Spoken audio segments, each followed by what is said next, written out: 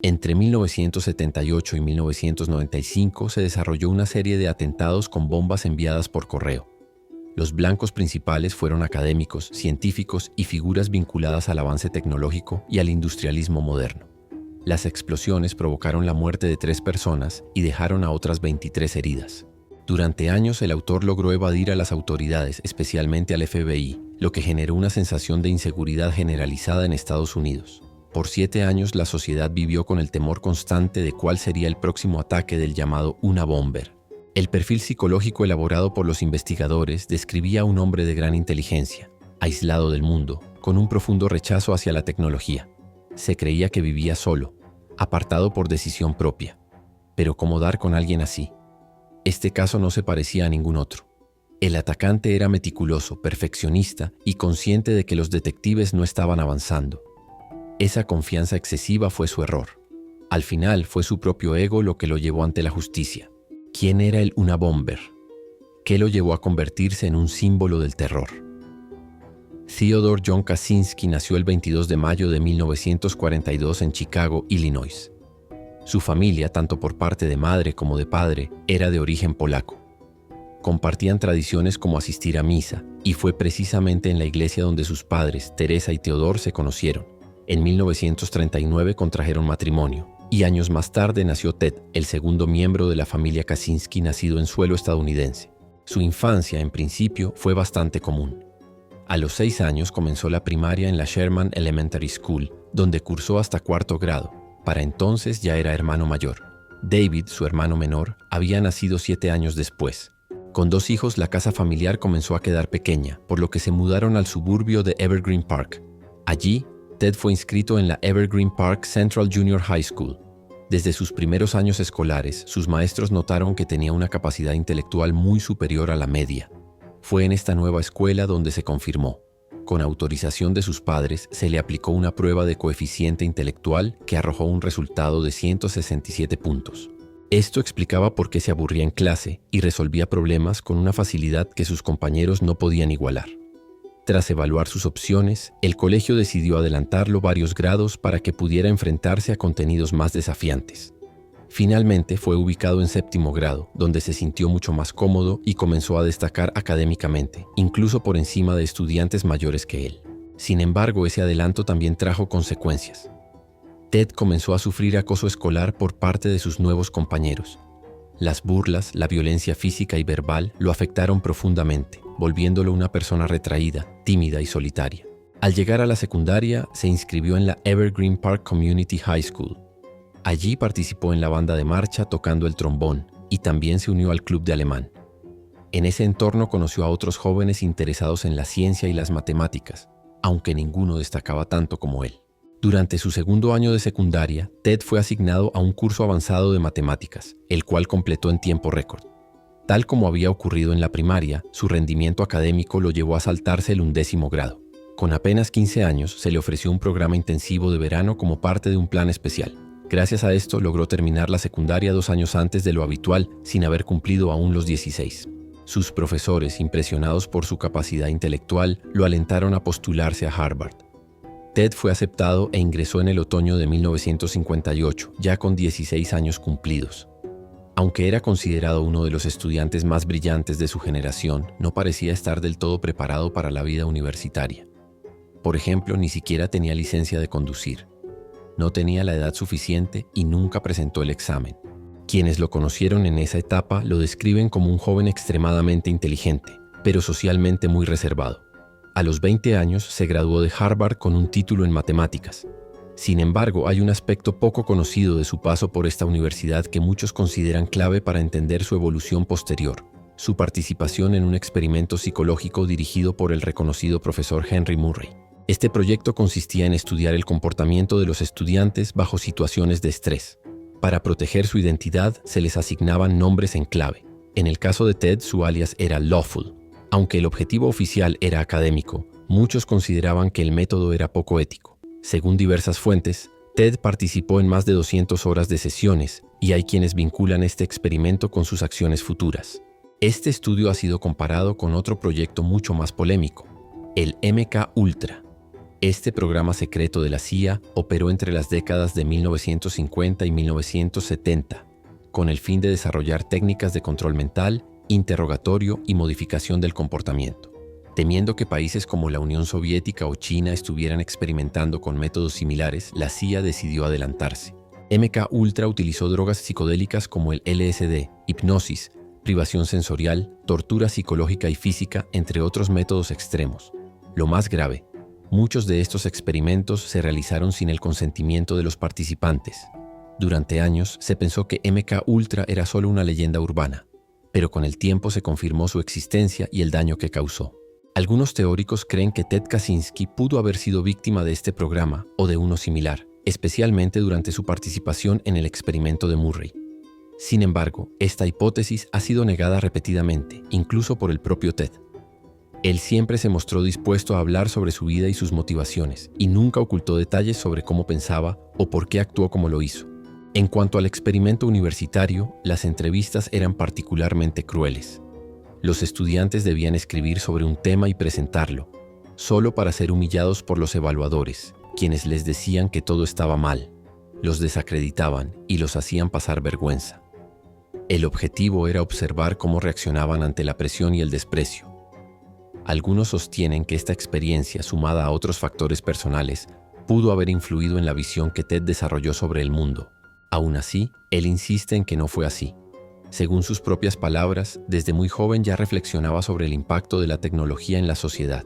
Desde temprana edad tenía claro que quería alejarse de la civilización y vivir de forma independiente, algo que más adelante llevaría a cabo. Tras graduarse de Harvard, Ted se matriculó en la Universidad de Michigan para cursar un máster y luego un doctorado en matemáticas. Se especializó en análisis complejo dentro de la teoría geométrica de funciones y su tesis doctoral, titulada Boundary Functions, fue tan brillante que comenzó a ganar reconocimiento en la comunidad científica. Sus profesores estaban asombrados por su capacidad intelectual, especialmente considerando lo joven que era. A los 25 años ya había obtenido su doctorado. Su currículum era tan impresionante que pese a su edad recibió una oferta para enseñar en la Universidad de Berkeley, en California. Allí trabajó durante varios años, hasta que en 1969, sin dar explicaciones, renunció y regresó a Chicago para vivir con sus padres.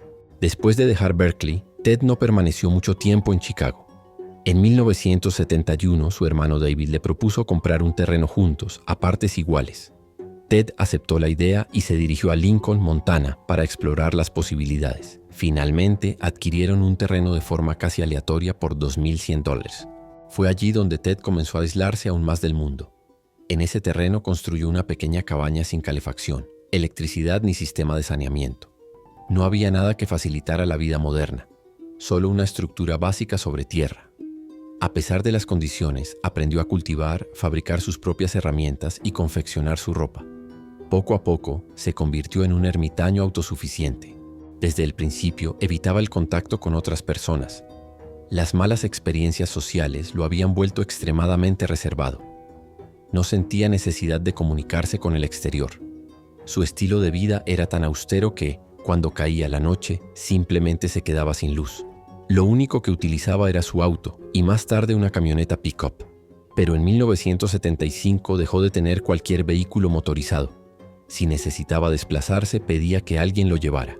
Durante los primeros 10 años en su cabaña no tuvo relaciones significativas. Vivía de forma simple, aunque con el tiempo comenzó a interactuar con personas de la zona. Empleados de negocios cercanos, bibliotecarios, vecinos. Eran charlas breves, sin profundidad, pero suficientes para mantener un mínimo contacto humano. En cuanto a relaciones románticas, su experiencia era casi nula. En esa época, mientras vivía en Lincoln, trabajaba en la empresa de su hermano. Allí conoció a una mujer con quien salió en algunas ocasiones. Ted se ilusionó, pero ella no compartía el mismo entusiasmo. Poco después le pidió que dejaran de verse. Ted, ya con más de 30 años, vivía solo y había tenido varios empleos. Se esperaba que fuera una persona emocionalmente madura, pero no lo fue. La ruptura lo afectó profundamente.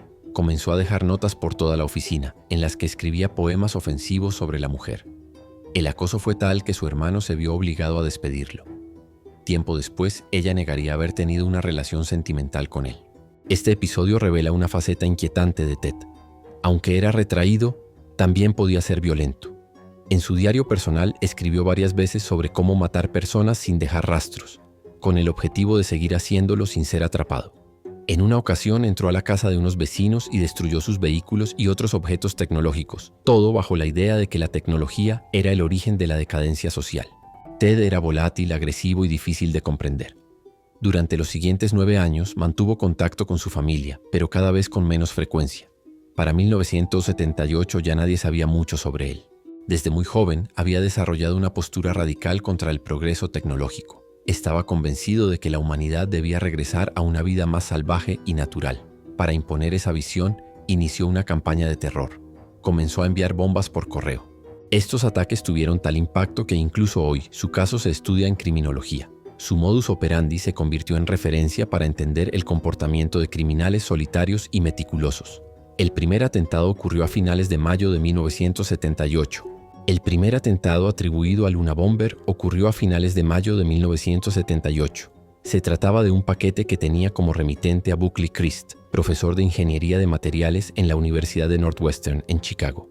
El paquete llegó a su oficina como si fuera una devolución. Parecía que el propio profesor lo había enviado previamente, pero por algún error en la dirección, el servicio postal no había logrado entregarlo. Crist, desconcertado, aceptó el paquete. No recordaba haber enviado nada, así que lo examinó con atención. Pronto notó que la dirección que figuraba como suya no era correcta. Ante la sospecha, contactó a la policía del campus, que a su vez alertó a las autoridades locales. Sin embargo, antes de que llegaran, decidió abrir el paquete por completo. En ese momento el artefacto explotó en sus manos, causándole heridas en la mano izquierda. Al analizar el dispositivo, las autoridades confirmaron que se trataba de una bomba casera. Lo más inquietante era que cada componente parecía haber sido fabricado manualmente por su creador, incluso las piezas más pequeñas del mecanismo. Esto complicaba enormemente la investigación. No había registros de compra, ni testigos, ni cámaras que pudieran vincular al responsable con los materiales.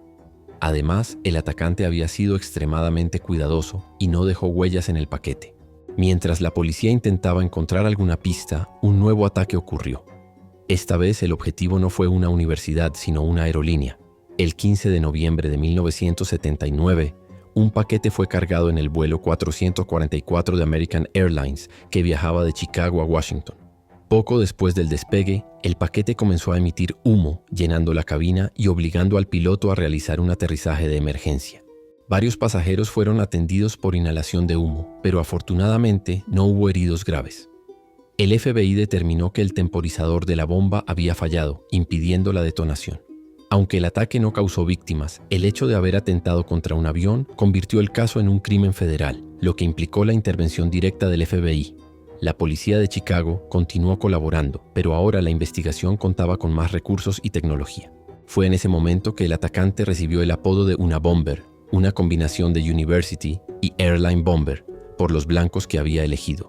Algunos también lo llamaban Junkyard Bomber, en referencia a los materiales comunes y reciclados que usaba para fabricar sus bombas, como si los hubiera recogido de un depósito de chatarra. Ante la falta de pistas, el FBI recurrió a uno de los perfiladores criminales más reconocidos de la época, John Douglas. Su análisis fue preciso. Afirmó que el atacante era un hombre con estudios universitarios, de inteligencia superior, y probablemente adherente a la filosofía neoludita que rechaza el avance y uso de nuevas tecnologías. A pesar de lo acertado del perfil, los investigadores decidieron ignorarlo y elaboraron uno propio. Coincidían en que buscaban a un hombre, pero creían que se trataba de un mecánico de aviones. Esta desviación en el enfoque provocó que la investigación se estancara, permitiendo que Ted continuara sus ataques sin obstáculos. El siguiente atentado ocurrió el 10 de junio de 1980. El paquete bomba fue enviado a Lake Forest, Illinois, a la residencia de Percy A. Wood, presidente de United Airlines. Wood, de 60 años, no murió, pero sufrió graves quemaduras y laceraciones en el rostro, la mano y la pierna izquierda. Tuvo que someterse a múltiples cirugías para extraer fragmentos del explosivo incrustados en su cuerpo.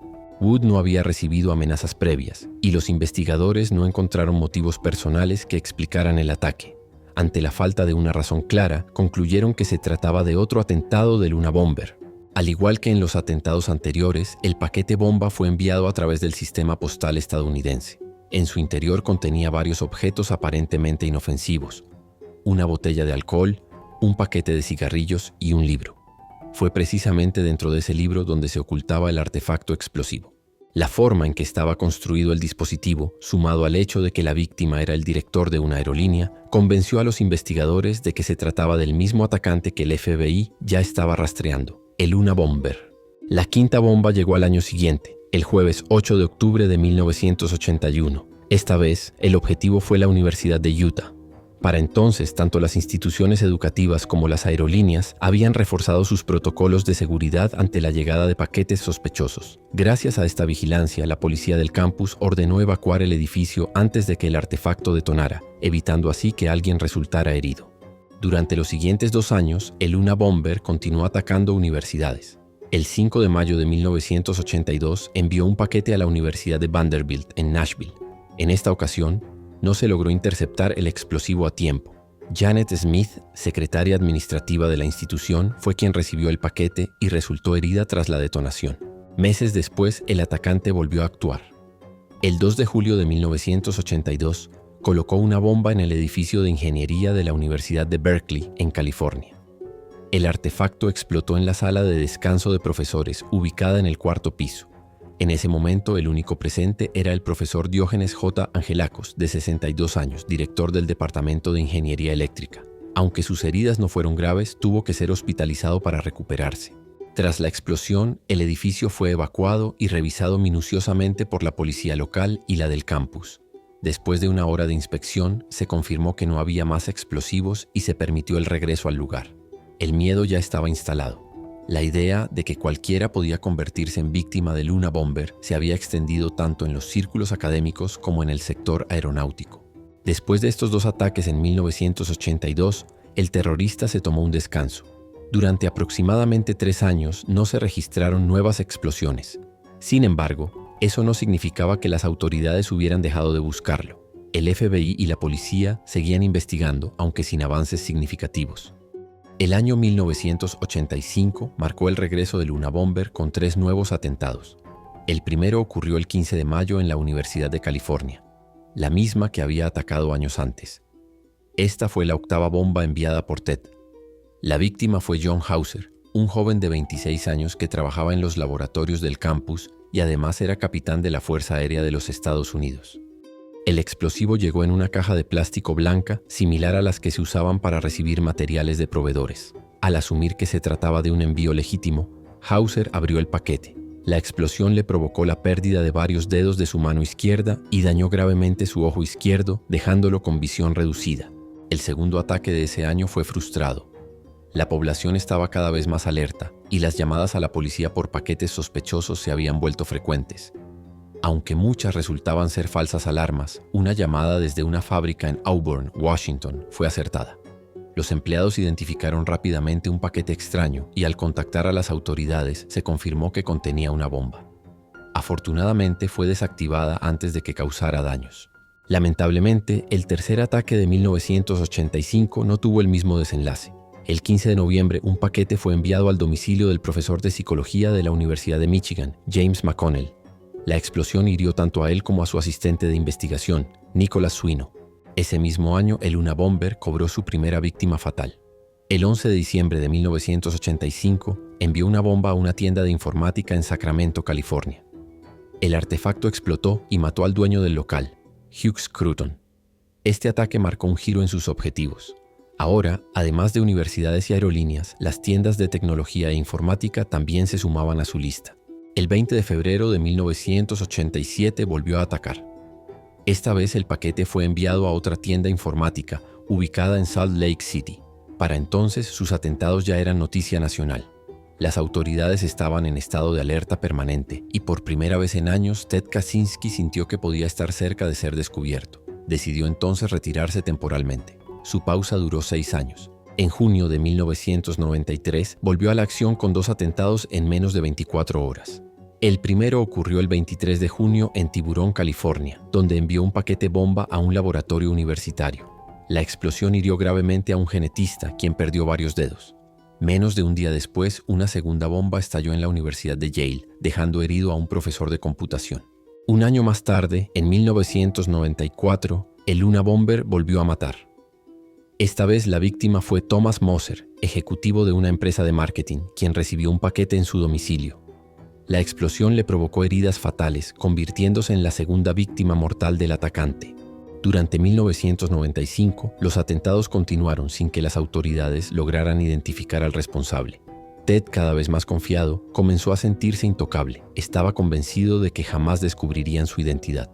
Fue entonces cuando decidió contactar al FBI con una propuesta. Si lograban que los principales periódicos del país publicaran un manifiesto que él había escrito, dejaría de realizar ataques. El documento, titulado La Sociedad Industrial y su futuro, tenía unas 30.000 palabras y estaba firmado por Freedom Club, en español, Club de la Libertad. En él, Kaczynski sostenía que la revolución industrial había sido un desastre para la humanidad. Según su visión, la tecnología había generado una sociedad alienada, impotente y desconectada de sus instintos naturales. Como solución, proponía una rebelión contra el sistema tecnológico y un retorno a formas de vida más primitivas. Tan convencido estaba de que su manifiesto podía abrirle los ojos a la sociedad que insistió en su trato con el FBI. El buró, presionado por la posibilidad de evitar más muertes, comenzó a negociar con los medios. Finalmente lograron que The Washington Post y The New York Times publicaran el texto, aunque no en su totalidad. Se difundieron extractos del manifiesto en varias ediciones. Pero en lugar de generar el impacto ideológico que Ted esperaba, la publicación marcó el inicio de su caída. Cientos de miles de personas leyeron el texto, entre ellas David Kaczynski y su esposa, Linda Patrick. A diferencia del resto, ellos reconocieron ideas y frases que les resultaban familiares. Antes de contactar a las autoridades, decidieron revisar cartas antiguas. En ellas encontraron expresiones idénticas a las del manifiesto, además de notar una similitud evidente en la caligrafía. Las cartas eran de Ted Kaczynski, el hermano mayor de David, de quien no sabían nada desde 1978. Conmocionados, David y Linda se comunicaron con la policía. Los investigadores, al ver las cartas, también notaron las coincidencias. Para confirmar la sospecha, recurrieron a un experto en grafología, quien determinó que tanto las cartas como el manifiesto habían sido escritos por la misma persona, el Unabomber. Por primera vez en años, las autoridades tenían un nombre: Ted Kaczynski. Mientras intentaban localizar al hombre que había cortado todo vínculo con la sociedad desde 1978, él aún tuvo tiempo para un último ataque. El 25 de abril de 1995, envió una bomba a Sacramento que le quitó la vida a Gilbert B. Murray, gerente de una empresa tecnológica. Fue su última víctima, y también la primera vez que los medios lo identificaron como Ted Kaczynski, no como el Unabomber. Las noticias mostraban la última fotografía disponible de él y pedían a la población que colaborara con cualquier información. No fue fácil encontrarlo, pero tras meses de trabajo, en abril de 1996, la policía localizó su cabaña en Lincoln, Montana. Dentro encontraron diarios codificados, ingredientes explosivos y 2 bombas listas para ser usadas. En uno de sus escritos, Ted confesaba, cito, «No pretendo ser altruista ni actuar por el bien de la raza humana. Actuó simplemente por deseo de venganza». Fue arrestado el 3 de abril de 1996. Se le realizaron exámenes clínicos y entrevistas psicológicas para determinar si era inimputable. Varios psiquiatras concluyeron que padecía esquizofrenia paranoide, pero la idea de ser considerado enfermo lo enfureció. Cuando su equipo legal intentó declararlo inimputable, Ted quiso despedirlos y representarse a sí mismo. La justicia se lo negó. Desesperado por no ser visto como loco, intentó suicidarse en su celda tratando de ahorcarse con su ropa interior. No lo logró.